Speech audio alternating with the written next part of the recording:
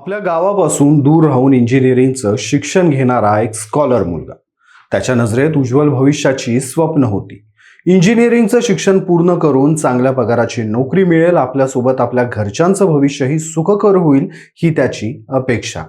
तो तळमळीनं अभ्यास करत होता. मात्र अचानक त्याचे वडील आजारी पडले. त्यानंतर तो मुलगा गावी धाव घेतो. घरची आर्थिक परिस्थिती इतकी सक्षम नसते की वडिलांवर उपचार केले जातील. तो मुलगा उपचारांसाठी सरकारचे उंबरे झिजवतो, पण डोळ्यावर कातडं ओढलेल्या सरकारला जाग येत नाही. तो मुलगा हर तऱ्हेचे प्रयत्न करतो. त्या मुलाला या प्रयत्नात एक गोष्ट समजते. जर सर्वसामान्यांना न्याय हवा असेल, त्यांना न्याय मिळवून द्यायचा असेल, तर सत्तेची सूत्र आपल्या हातात हवीत. त्या दृष्टीनं तो मुलगा प्रयत्न करतो. यशाची पहिली पायरीही चढतो. मात्र यश डोक्यात जाऊ देत नाही. यश मिळूनही तो सर्वसामान्यांचा आवाज बनतो, त्यांच्यासाठी इथल्या व्यवस्थेला जाब विचारतो आणि आज त्याला त्या जाब विचारण्याचीच किंमत मोजायची वेळ येते. त्याला थेट तडीपारीची नोटीस येते. मी बोलतोय ते गेवराई पायगाचे सरपंच मंगेश साबळे यांच्याबद्दल. आपल्या अभिनव आंदोलनामुळे कायम चर्चेत असणारे मंगेश साबळेंना आता प्रशासनानं जालना आणि छत्रपती संभाजीनगर जिल्ह्यातून तडीपार का करू नये याची नोटीस बजावली आहे. यामुळं राज्यभर मोठी खळबळ उडाली. त्यासाठीच नक्की काय झालंय मंगेश साबळे यांच्या बाबतीत, त्यांना तडीपारीची नोटीस का बजावली गेली आहे, यावरच बोलणार आहोत पुढच्या काही मिनिटांमध्ये. नमस्कार, मी Hiwarkar Shashikant. Cut to cut मध्ये तुमचं स्वागत. मंगेश साबळे हे नाव माहिती नाही असं कदाचित राज्यातलं एकही गाव नसेल. संभाजीनगरच्या फुलंब्री तालुक्यातल्या गेवराई पायगाचे ते सरपंच आहेत. सरपंच असण्यासोबतच ते अनोख्या पद्धतीनं आंदोलनं करण्यासाठी देखील प्रसिद्ध आहेत. कुठलीही राजकीय पार्श्वभूमी नसताना त्यांनी गावचं सरपंच पद तर मिळवलंच, सोबतच लोकसभेच्या निवडणुकीत त्यांनी प्रस्थापितांना घाम देखील फोडला. मंगेश साबळे हे तसे पुण्यातल्या नामांकित कॉलेजमध्ये इंजिनिअरिंगचं शिक्षण घेत होते. मात्र 2019ला वडिलांची प्रकृती बिघडल्यानं त्यांनी गावाकडे धाव घेतली. त्यावेळी वडिलांच्या उपचारांसाठी येणाऱ्या अवाढव्य खर्चासाठी मदत मिळावी म्हणून शासन दरबारी त्यांनी मदत मागितलेली. मात्र सरकारी काम आणि 12 महिने थांब अशी परिस्थिती असते. मंगेश साबळेंना मदत मिळाली नाही. त्यावेळी सरकारचं लक्ष वेधून घेण्यासाठी त्यांनी फुलंब्री तत्कालीन मुख्यमंत्री असणाऱ्या देवेंद्र फडणवीस यांच्या भर सभेमध्ये मुख्यमंत्री सहायता निधीतून माझ्या वडिलांच्या उपचारासाठी मदत करा अशी मागणी केलेली.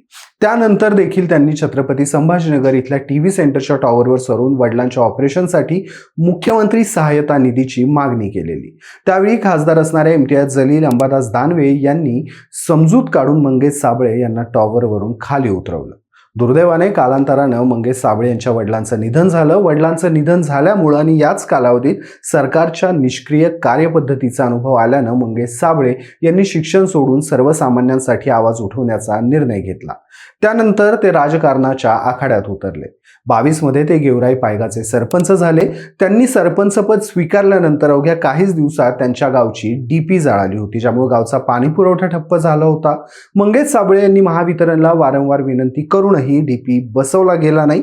हे पाहून मंगेश साबळे यांनी अनोखं आंदोलन केलेलं.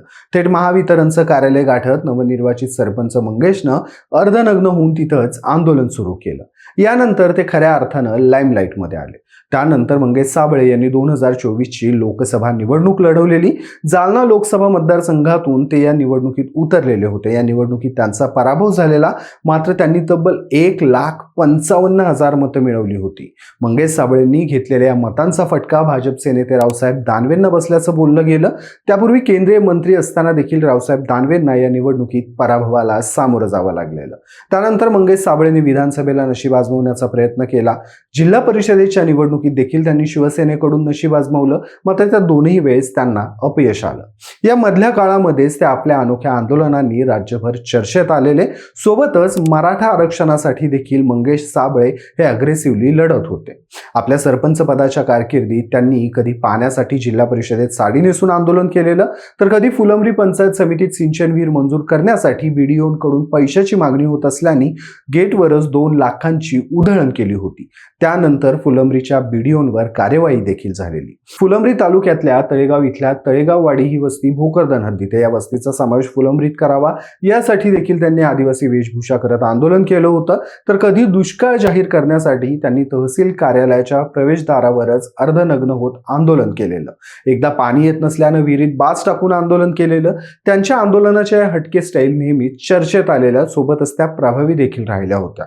मागच्या महिन्यातच निवडणूक आयोगाच्या कामासाठी त्यांच्या गावातल्या शिक्षकांची SIR मोहिमेसाठी नियुक्ती करण्यात आली होती. या नियुक्तीवरून शाळेतल्या शिक्षकांना जर BLO ड्युटी देणार असाल तर वर्गात विद्यार्थ्यांना शिकवायचा कोणी, असा संतप्त सवाल करत छत्रपती संभाजीनगर जिल्हाधिकारी कार्यालयात जात त्यांनी जिल्हाधिकाऱ्यांना जाब विचारला होता. त्यावेळी त्यांनी जिल्हाधिकाऱ्यांना अरेतुरेची भाषा करत थेट खाली बोलवलं होतं. त्यावेळी पोलिसांनी त्यांना अटक देखील केलेली होती. यासाठीच त्यांना जेलमध्येही जावं लागलं होतं.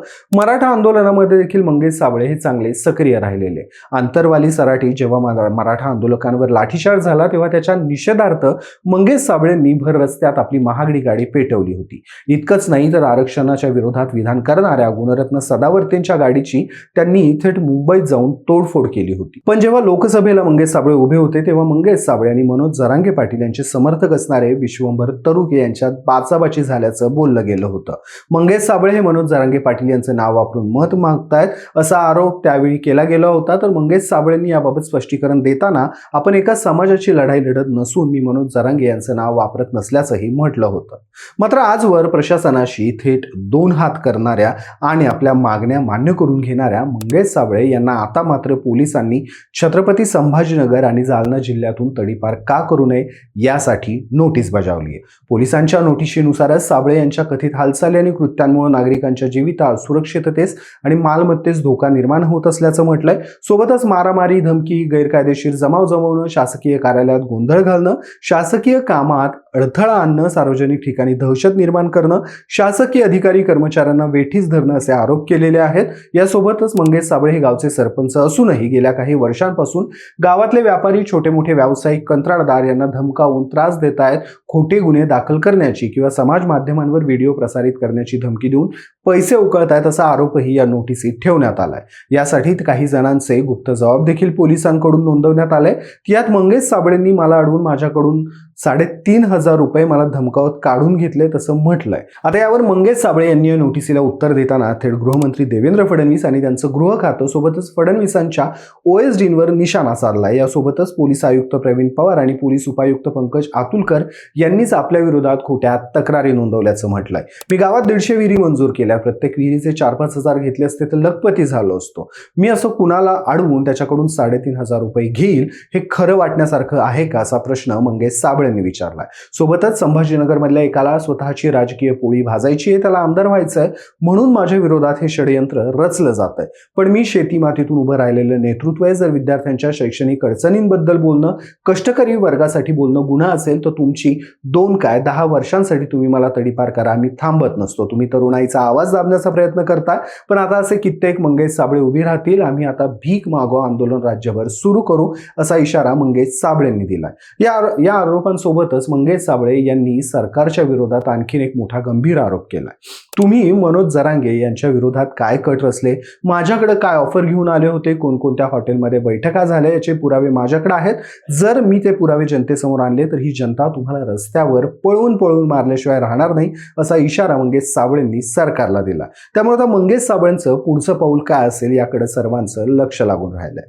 तुर्तास आपण इथेच थांबूयात. मात्र तुम्हाला मंगेश साबळे यांच्या आजवरच्या आंदोलनाबद्दल आणि आता पोलिसांनी त्यांना पाठवलेल्या तडीपारीच्या नोटिसीबद्दल काय वाटतं, तुमची मतं मला कमेंट्समध्ये सांगायला विसरू नका. सध्या आपण इथेच थांबूयात. मात्र हा व्हिडिओ जर तुम्हाला आवडला असेल तर या व्हिडिओला लाईक करा, शेअर करा आणि अशाच माहितीपूर्ण व्हिडिओसाठी कट टू कटला सबस्क्राईब करायला विसरू नका. धन्यवाद.